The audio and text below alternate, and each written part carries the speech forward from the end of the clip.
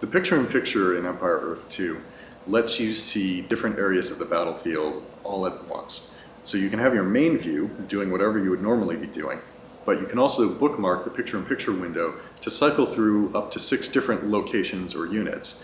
So I'll frequently bookmark my main base, bookmark my second or third territory. I'll also bookmark one of my spies and a few of my combat units. And as I'm managing my army or managing my base, the game will cycle the picture-in-picture window through each of these locations or units that I've selected ahead of time. This lets me see what's going on all over the map without having to rely on just some little audio ping that says your base is under attack. Now you can actually see what's happening without taking your attention away from what you're doing. The War Planner in Empire Earth 2 is one of my favorite features. I've played a lot of multiplayer games recently, and I've found that anytime I send a war plan over to people, we win the game. The War Planner basically lets you draw out using arrows and X's and O's and text what you want players on your team to do. So I can send a war plan over to somebody and say, I'm going to come in from the south, you're going to come in from the north, and Bob is going to come in from the east. But I'll go first, then you go second, then you go third. Now, in a normal RTS game, you use your chat window to try to coordinate all of this, and it very rarely works out. But with the War Planner in Empire Earth 2, you actually see a map of the entire world, you see where the arrows are, and I have found that people follow these to a T, and it makes coordinating teammates so much easier than it's ever been done before. The feature I use most often in Empire Earth 2 is the Citizen Manager, which is a screen you can pull up that shows you how many of each of your citizens are harvesting each sort of resource at a given point in time.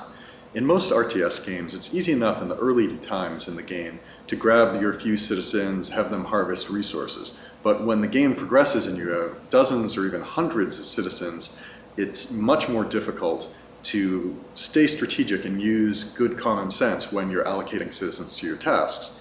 The Citizen Manager lets you manage big empires. It keeps all of the strategy of how many citizens are harvesting each type of resource, but removes the tedium of it.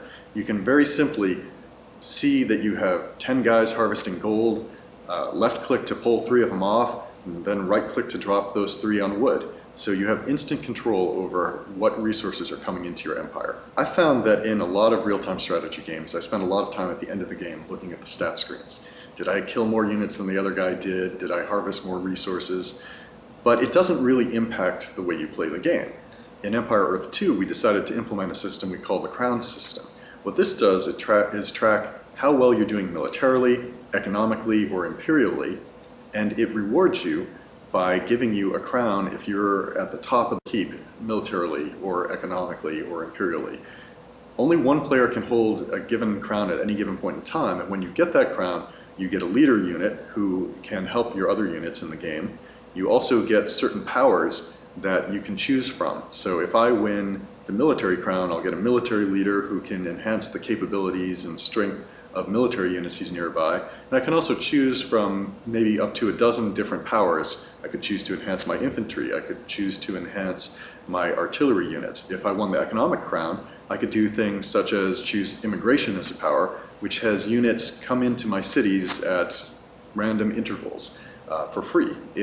I could also choose economic powers that reduce the cost of buying new units or increase the rate at which I harvest things. The Imperial Crown you get for taking more territories and establishing trade routes and treaties, and that can give you advantages in trading. You can choose powers that make it easier to take and hold territories. It's basically a reward for playing in a particular way, and it's an incentive to play the game in different styles. Rated T for Teen.